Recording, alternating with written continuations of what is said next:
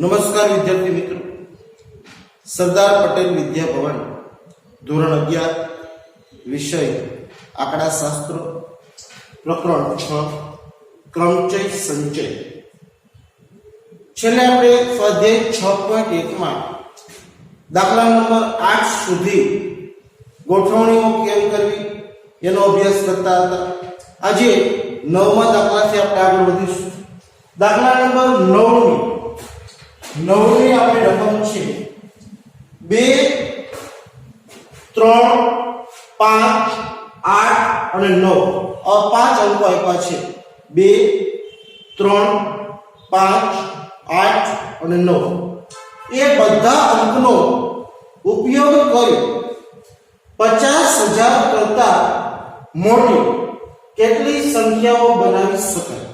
હવે પેલા તો 5 અંકો છે, તો 5 અંકો 1, 2, 3, 5, 8, 9. આપણે ખબર છે ક્રમચયમાં જેટલા અંકો એટલા ફેક્ટોરિયલ. 5 અંક છે તો 5 અંકની ગોઠવણી 5 ફેક્ટોરિયલ એટલે કે 120 સંખ્યા બને. આ 120 સંખ્યામાંથી આપણે 50,000 કરતા મોટી કેટલી સંખ્યા બને એ શોધવાનું છે. જોજો, બરાબર જોજો. 50,000 મારે લખવા હોય તો 50,000 લખવા માટે કુલ 5 સ્થાન ભરવા પડે. પહેલા 5 નો લખવો પડે, પછી 4 મિલે. અને 50,000 કરતા મોટું પણ શોધવું હોય, અહીંયા 5 હોય અને બાકીના 4, 2, 3, 8 અને 9 કોઈ પણ અહીંયા મૂકું ને તો એ સંખ્યા 50,000 કરતા મોટી થઈ જાય. પણ એવું બને કે 5 ની જગ્યાએ હું 8 નો લઉં અને બાકીના 4 કોઈ પણ મૂકો આમાંથી 2, 3, 5, 9 તો પણ એ સંખ્યા 50,000 કરતા મોટી થશે. કારણ કે પેલા આંકડો છે તો 80,000 કરતા મોટી થાય. અને એવું બને માનો કે પેલા હું 9 મૂકું અને બાકીના 4 2, 3, 5, 8 એ કોઈ પણ આ મૂકી દઉં તો એ સંખ્યા 50,000 કરતા મોટી થશે. કારણ કે પેલા 9 છે તો એ 90,000 થી મોટી થશે. હવે મારે 50,000 કરતા મોટી સંખ્યા શોધવી હોય તો મારે શું લખવાનું? તો કે પ્રથમ સ્થાન પર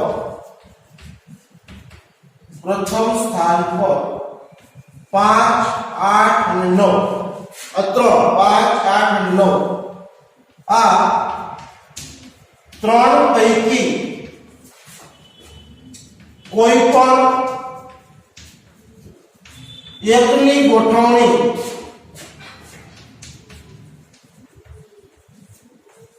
3p1 રીતે કરી શકાય. 50,000 કરતા મોટા લખવા છે તો એક જ સ્થાન પર 5 નો 8 નો 9 નો ત્રણેય ભેગા ન લખી શકો. કાં તમે 5 લખી શકો, કાં તમે 8 લખી શકો અને કાં તમે 9 લખી શકો. 3 પૈકી કોઈ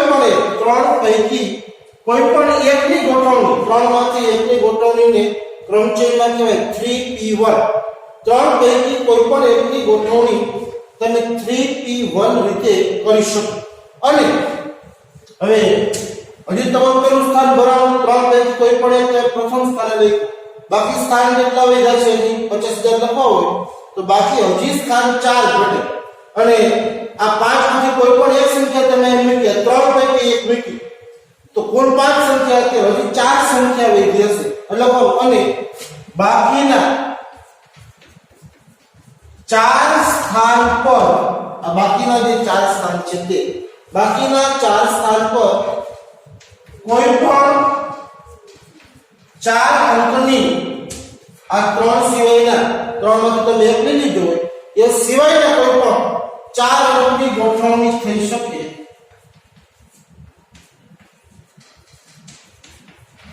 4p4 રીતે 4 સ્થાન છે અને બાકીની 4 સંખ્યા છે તો 4 માંથી 4 ની ગોઠવણી કરી શકાય 4p4 રીતે. હવે કુલ ગોઠવણી કેટલી થશે? તો કે પેલા 3 માંથી તમે કોઈ પણ એક ભેગું, પેલા પેલું સ્થાન જે છે એ 3 માંથી કોઈ પણ એકને તમે લખો 3p1 અને બાકીના 4 સ્થાન છે એ સિવાયની 4 માંથી તમે 4 લખી નાખી તો એને કહેવાય 4p4 અને એટલે ગુણાકાર 3p1 એટલે 3 ને એક પદ સુધી ઘટાડો અને એક પદ એટલે 3 અને 4p4 એટલે 4 ને 4 પદ સુધી ઘટાડો એટલે 4 ગુણ્યા 3 ગુણ્યા 2 ગુણ્યા 1 તો આ કુલ થશે 4 તેરી 12 24 3 ગુણ્યા 24 એટલે 72 72 સંખ્યા 50,000 કરતા મોટી બની શકે કુલ 120 સંખ્યા બને 5 અંકો છે 5 સ્થાનો છે તો 5 ની ગોઠવણી 5 ફેક્ટોરિયલ 120 એમાંથી 50,000 કરતા મોટી કેટલી બનશે તો કે 72 કારણ શું તો કે 50,000 કરતા મોટી લખવી હોય તો પહેલા સ્થાને કાં તો 5 નો હોવો જોઈએ કાં તો 8 નો હોવો જોઈએ કાં તો 9 નો હોવો જોઈએ આમાંથી હવે ત્રણે ભેગા કરવા રહીએ ત્રણ માંથી કોઈ પણ એકને લખી શકાય 3p1 અને બાકીના જે ચાર વિકલ્પ એ તમે કોઈ પણ લખો સંખ્યા 50,000 કરતા મોટી થશે અને બાકીના ચાર તમે કોઈ પણ ગોઠવી શકો 4p4 રીતે એટલે કુલ ગોઠવણી થશે 3 ગુણ્યા 24 બરાબર આને 9મા દાખલાને લખી લો પછી 10મા દાખલાની રકમ લખી દાખલા નંબર 10 ની રકમ લખી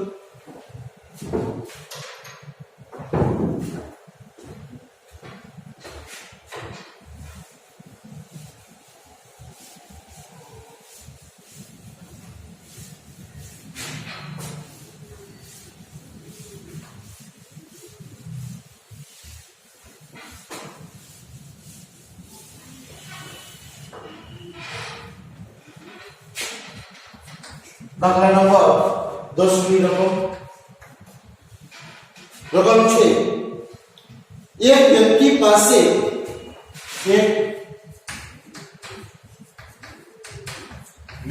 પાસે જુદા જુદા કદની 5 ચોકલેટ છે એક વ્યક્તિ પાસે જુદા જુદા કદની 5 ચોકલેટ છે આ 5 ચોકલેટ જુદી જુદી ઉંમરના આ 5 ચોકલેટ જુદી જુદી ઉંમરના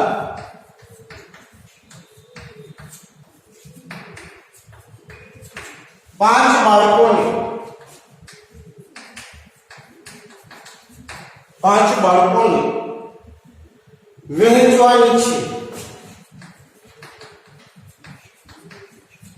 વ્યક્તિની પાસે 5 ચોકલેટ છે અને 5 છોકરાઓને વહેંચવાની છે અને એવું કીધું છે જો સૌથી મોટી ચોકલેટ સૌથી નાના છોકરાને આપવાની હોય સૌથી મોટી ચોકલેટ સૌથી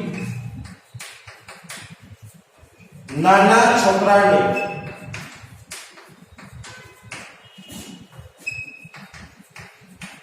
આપવાની હોય તો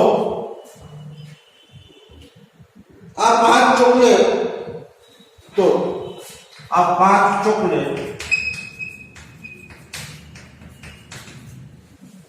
5 બાળકો વચ્ચે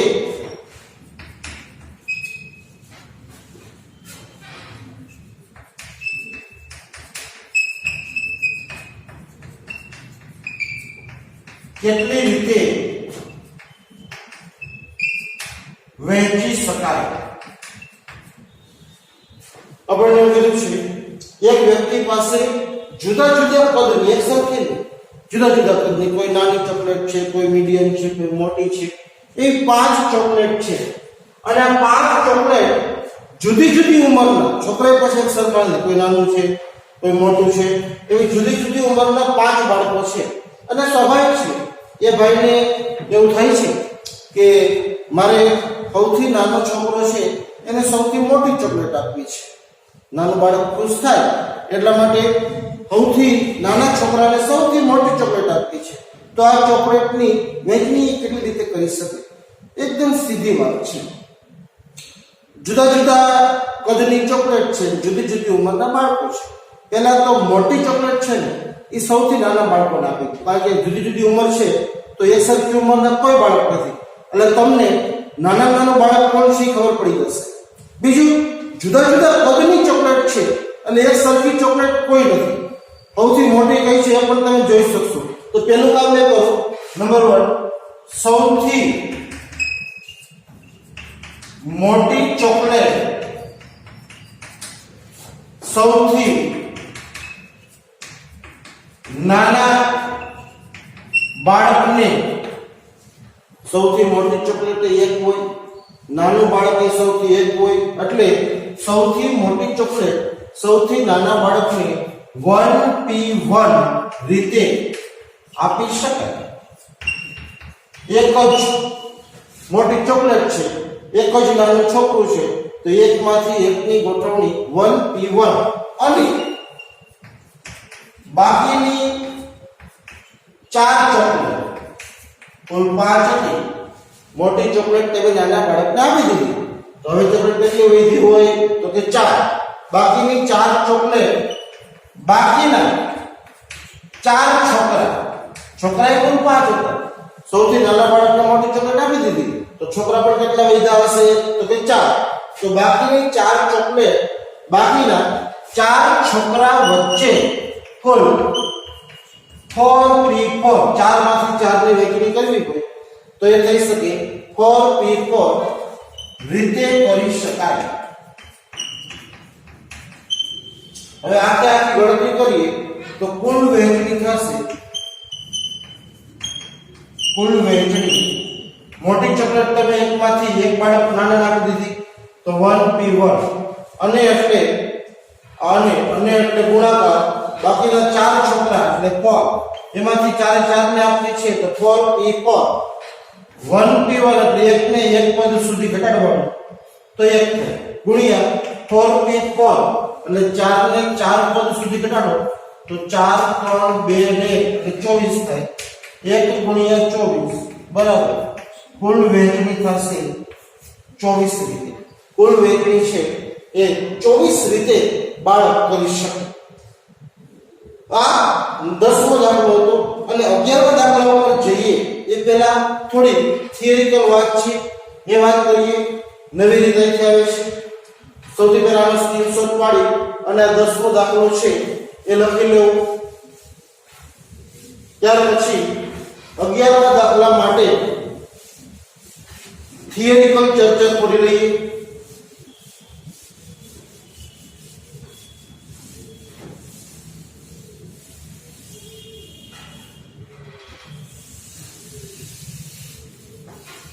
હેડિંગ છે સમસ્વરૂપ ક્રમચય. સમસ્વરૂપ ક્રમચય તમને એમ કે સમસ્વરૂપ ક્રમચય એટલે શું?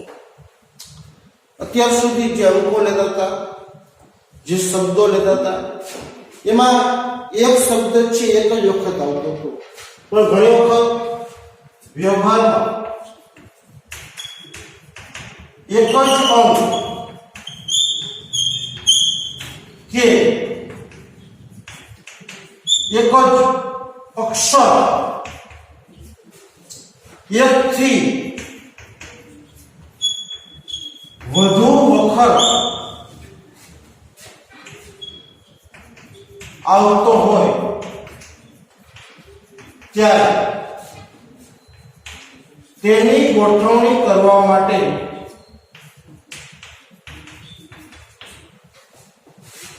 સમસ્વરૂપ ક્રમચયનો ઉપયોગ થાય છે, જેનું સૂત્ર નીચે પ્રમાણે છે. જ્યારે તમને એમ લાગે કે કોઈ એક જ શબ્દમાં એક અક્ષર છે વારંવાર આવે છે અથવા એક જ સંખ્યામાં એક અંક છે વારંવાર આવે છે તો એની ગોઠવણી અગાઉ જે આપણે કરી એ રીતે ન થાય. એના માટેનું સૂત્ર છે NPR બરાબર n ફેક્ટોરિયલ છેદમાં a factorial b factorial c factorial dot dot dot. અહીંયા n બરાબર કુલ અંકો અથવા તો અક્ષરો કુલ જે હોય તે એ બરાબર પ્રથમ પ્રકારના સમસ્વરૂપ, બી બરાબર બીજા પ્રકારના સમસ્વરૂપ, સી બરાબર ત્રીજા પ્રકારના સમસ્વરૂપ. તમને એમ થાય કે સાહેબ પ્રથમ પ્રકારના સમસ્વરૂપ અને બીજા પ્રકારના સમસ્વરૂપ કે ત્રીજા પ્રકારના સમસ્વરૂપ એટલે શું? સાદું ઉદાહરણ, મારો એક શબ્દ છે બુક, બી ડબલ ઓ કે બુક. બુકના આ ચાર અક્ષરોની ગોઠવણી કરવી હોય તો આમાંથી કેટલા શબ્દો બની શકે? બુકમાં ચાર અક્ષરો છે, બી ડબલ ઓ કે. હવે આ ઓ છે એ બે વાર આવ્યું છે. જો ઓ બે વાર આવતો હોય તો આને પહેલા તો શું કહેવાય? સમસ્વરૂપ ક્રમ છે. હવે આની ગોઠવણી કરીએ તો કુલ અક્ષર કેટલા છે? 1 2 3 4. તો n બરાબર 4. હવે પ્રથમ સ્વરૂપ સૌથી વધારે પ્રથમ સ્વરૂપ કહેવાય. સૌથી વધારે ઓ બે વખત છે તો a બરાબર બે વખત ઓ છે. બી અને કે, બી અને કે આ બંને એક એક વખત છે. એક એક વખત હોય તો એને ગણતરીમાં લેવાનું નહીં, કારણ કે ગુણ્યા તમે એક કરશો તો જવાબમાં કોઈ ફરક પડે નહીં. મતલબ તમારે સૌથી પહેલા શબ્દ આપ્યો હોય કે કોઈ અક્ષર આપ્યો હોય કે કોઈ સ્પેલિંગ આપ્યો હોય, તમારે જોવાનું કે એકનો એક શબ્દ એકથી વધુ વખત આવે છે. જો એકનો એક અક્ષર છે કે અંક છે એકથી વધુ વખત આવતો હોય તો એને સમસ્વરૂપ ક્રમચય કહેવાય. અને એ સમસ્વરૂપ ક્રમચય ની ગણતરી કરવા માટે તમારે સૂત્ર મૂકવાનું n ફેક્ટોરિયલ છેદમાં a ફેક્ટોરિયલ b ફેક્ટોરિયલ કે c ફેક્ટોરિયલ. n એટલે કુલ સ્પેલિંગમાં કે શબ્દમાં જેટલા અંકો કે અક્ષરો હોય એ ગણી લેવાના. a એટલે પ્રથમ પ્રકારના સરખા હોય તે, b એટલે બીજા પ્રકારના સરખા હોય તે, c એટલે ત્રીજા પ્રકારના સરખા હોય તે, અને એક એક હોય તો એને ગણતરીમાં લેવાના નહીં. આપણે ઉદાહરણમાં બુક લીધું તો બુકમાં ચાર અક્ષર છે તો n બરાબર કેટલા કહેવાય? 4. ઓ બે વખત છે તો ઓ બરાબર 2 કહેવાય. આને મારે ગોઠવવું હોય તો આને આ સૂત્ર મૂકવાનું n ફેક્ટોરિયલ છેદમાં a ફેક્ટોરિયલ. એક જ છે, એક એક લખવાની જરૂર નથી. તો 4 ફેક્ટોરિયલ ના છેદમાં 2 ફેક્ટોરિયલ. 4 ફેક્ટોરિયલ એટલે 4 ગુણ્યા 3 ગુણ્યા 2 ગુણ્યા 1 અને 2 ફેક્ટોરિયલ એટલે 2 ગુણ્યા 1. આ બે ઉડાડી નાખો તો 4 કરીને કુલ 12. તમે આ બુકમાંથી જો જુદા 12 સ્પેલિંગ છે એ બીજા બનાવીશો. આની ગણતરી પછીના પીરિયડમાં આપણે કરીશું કે જેમાં આવા જ એકથી વધુ વખત પુનરાવર્તન પામતા અક્ષરો કે સ્પેલિંગોનો આપણે અભ્યાસ કરીશું.